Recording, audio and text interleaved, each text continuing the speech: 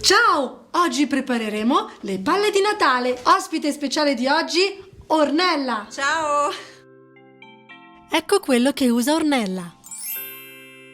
Forbici, decorazioni, una pallina in polistirolo, colla a caldo, ritagli di stoffa, nastri e cordini, gancetti in metallo, un taglierino e una penna.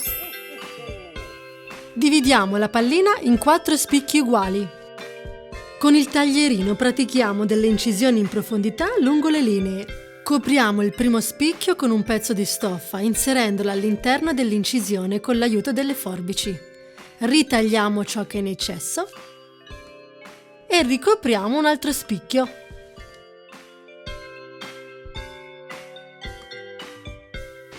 Vanno ricoperti tutti e 4.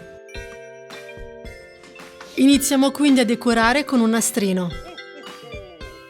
Fissiamolo con un po' di colla solo nella parte finale.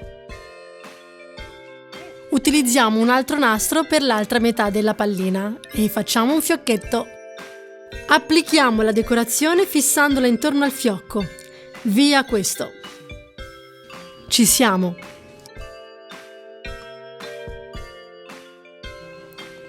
Inserisco il gancetto, il nastro e premo fino in fondo.